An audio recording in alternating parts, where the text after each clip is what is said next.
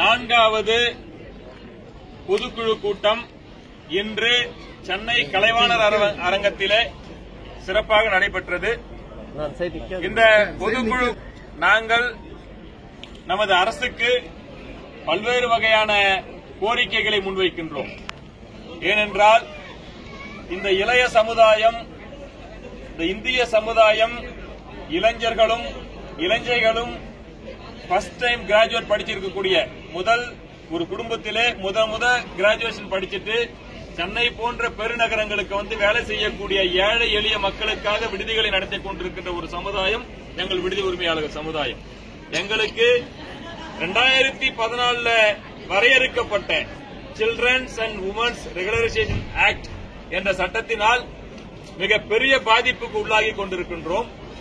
அந்த சட்டத்தை கையில் எடுத்துக்கொண்டு பல்வேறு விதமான நபர்கள் எங்கள் விடுதி உரிமையாளர்களை தினந்தோறும் பல்வேறு விதமான இன்னலுக்கு ஆளாக்கி கொண்டிருக்கிறார்கள். ஒருவரா இருவரா என்று சொல்ல முடியாத அளவுக்கு பல்வேறு விதமான நபர்கள் எப்போது வேண்டுமானாலும் எந்த விடுதிக்கு வேண்டுமானாலும் எந்த கேள்வி வேணாலும் கேட்கலான்ற மாதிரி எங்க மக்கள் மீது இந்த சுமையை திணித்துக் கொண்டிருக்கிறார்கள். அதனால் மரியாதைக்குரிய தமிழக முதல்வர் அவர்களுடைய எங்களுடைய கோரிக்கை என்ன என்றால் 2014ஆம் ஆண்டு அப்போது இருந்த சூழ்நிலையில் விடுதிகள் என்றால் என்ன என்று ஒரு தெளிவு இல்லாத காரணத்தினால் விடுதிகள் என்றாலே ஒரு 500 பேர் ஒரு 1000 பேர் இருப்பாங்க, அவங்கதான் வீடு ஹாஸ்டலுக்கு காலேஜ் ஹாஸ்டலு ஸ்கூல் ஹாஸ்டலு அந்த மாதிரி ஹாஸ்டல்ல தான் இருப்பாங்கன்ற ஒரு மனசை வச்சுக்கிட்டு இந்த சட்டம் வரையறுக்கப்பட்டது.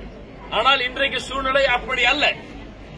சமுதாயத்தில் புறக்கணிக்கப்பட்டவர்கள், கணவனால் கைவிடப்பட்டவர்கள், திருநங்கைகள், படித்துவிட்டு வேலை இல்லாத பட்டதாரி இளைஞர்கள், வேலையை முடித்த பின்பு ரிட்டையர்மெண்ட் ஆன ஓய்வு பெற்ற அதிகாரிகள் அனைவரும் அவர்களுக்கு ஒரு வாழ்வாதாரமாக இந்த விடுதிகள் தொழிலை செய்து கொண்டிருக்கிறார்கள். இந்த விடுதிகளில் என்ன பண்றாங்க, ஒரு 25-30 பேருக்கு சமைச்சு போட்டு அவங்களுடைய அன்றாட தேவை அடிப்படை தேவைகளை பூர்த்தி செய்து கொண்டிருக்கிறார்கள்.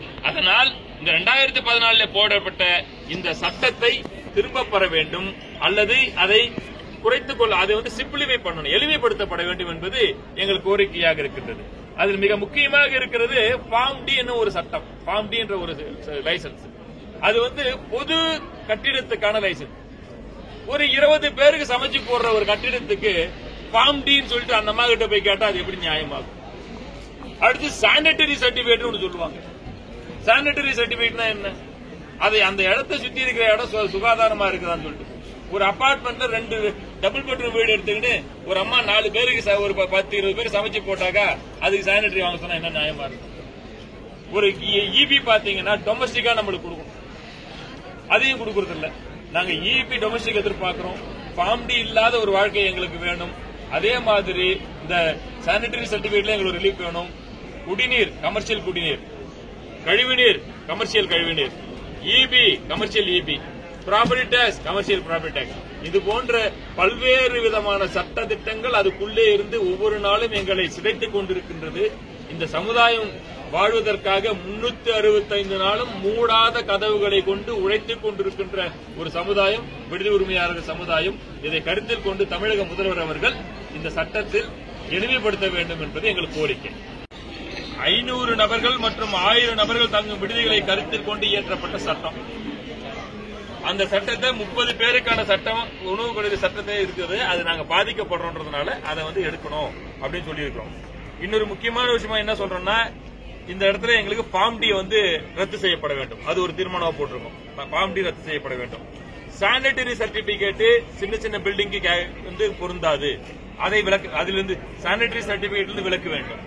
ஃபயர் லைசன்ஸ் விலக்க வேண்டும். ஃபயர் லைசன்ஸ் இல்லைனாக்கா பெரிய பெரிய பில்டிங் ஃபயர் லைசன்ஸ் தப்புன்னு சொல்ல மாட்டோம். ஒரு 20 பேர் 25 பேர் சமைச்சு போற பில்டிங் கூட ஃபயர் லைசன்ஸ் கேட்டா அது எப்படி நியாயமாகும்? அதனால சிறிய பில்டிங்களுக்கு 100 பேரு கீழே இருக்கிற பில்டிங்க்கு fire licence, sanitary licence, stability licence, இந்த ஃபுட் லைசன்ஸ் எல்லாம் இல்லாம இருக்கணும்னு சொல்லி நாங்க தீர்மானம் போடுறோம். ஃபார்ம் டினால என்ன பிரச்சனை? என்னங்க ஃபார்ம் டினால என்ன பிரச்சனை? ஃபார்ம் டினால என்ன பிரச்சனைன்னு கேட்டீங்கன்னா, ஃபார்ம் டின்றது பப்ளிக் பில்டிங்ன்றதுக்கு ஒரு பெரிய ஹாஸ்பிட்டல், ஒரு பெரிய அரசு கவர்மெண்ட் ஆபீஸ், இல்ல ஒரு பெரிய ஜவுளி கடை, இல்ல பெரிய ஹோட்டலு, இல்ல பெரிய வணிகம் பண்ணக்கூடிய இடம் தான் ஃபார்ம் டி. எங்களுக்கு வணிகம் கிடையாது, இது சர்வீஸ். இதுல ஒரே மாதிரியான வணிகமும் கிடையாது. 20 பேருக்கு சாப்பாடு போடுறவங்களும் இருக்காங்க, 200 பேருக்கு சாப்பாடு போடுறவங்களும் இருக்காங்க. இதையெல்லாம் விட்டுறாங்க. நாங்க என்ன கேட்கிறோம்னாக்கா, ஆனா இந்த எந்த விதமான கேள்வி கோலிவுக்கு போல. கோலிவுன்னு ஒரு விஷயம் இருக்குது, கார்பரேட் நிறுவனங்கள் ஒரு விஷயம் இருக்குது. அவன் லேடிஸ் ஹாஸ்டல் தனியா, ஜென்ஸ் ஹாஸ்டல் தனியா நம்ம நடத்திட்டு இருக்கிறோம். அவங்க லேடிஸ் ஜென்ஸ் 2 பேரையும் சேர்த்து ஒரே ரூம்ல விட்டுட்டு தொழில் பண்ணிட்டு இருக்காங்க. அவங்க கிட்ட இதுவரை எந்த லைசன்ஸும் யாரும் கேட்டதில்லை. அவங்க ஒரு மாதிரி அழகா தொழில் பண்ணி போய் எத்தனையோ 1000 கோடி டர்ன். அங்க வந்து தங்குறவங்க எல்லாம் பணக்காரர்கள், மிராசு வீட்டு பிள்ளைகள். ஆனா நாங்க தொழில் நடத்துறதெல்லாம் பாத்தீங்கன்னா எங்க சர்வீஸ் எல்லாம் யாருக்கு பண்ணிட்டு இருக்கிறோம்? ஏழை எளிய மக்கள். இன்னைக்கு சாயங்காலம் தூத்துக்குடியிலிருந்து போன் பண்ணி நாளைக்கு காலையில மெட்ராஸ் வராங்க, ஒரு ரூம் கொடுங்க ராஜா, ஒரு 5000 ரூபாய் எடுத்துனாடா, 3 நாள் சாப்பாடு போட்டு உனக்கு டிவி, ஃப்ரிட்ஜ், வாஷிங் மிஷின் எல்லாத்தையும் கொடுத்து நான் உன்னை வச்சுக்கிறேன்டா, நீ வேலை செஞ்சு போயிடுச்சு உங்க குடும்பத்தை காப்பாத்து, எனக்கு ஒரு 5 ரூபாய் சம்பாதிக்கிறேன் அப்படின்ற மாதிரி தான் எங்க வாழ்க்கை. ஆனா 10,000, 15,000, 20,000 வாங்கி கொண்டு தொழில் பண்ணக்கூடிய கார்பரேட் நிறுவனங்கள் மீது திணிக்கப்படாத சட்டம் ஏழை எளிய மக்களுக்கு உதவி கொண்டிருக்கிற எங்கள் மேல் திணிக்கப்பட்டிருக்கின்றது. இதில் மாற்றம் வர வேண்டும் என்று நான் கேட்டுக்கிறேன்.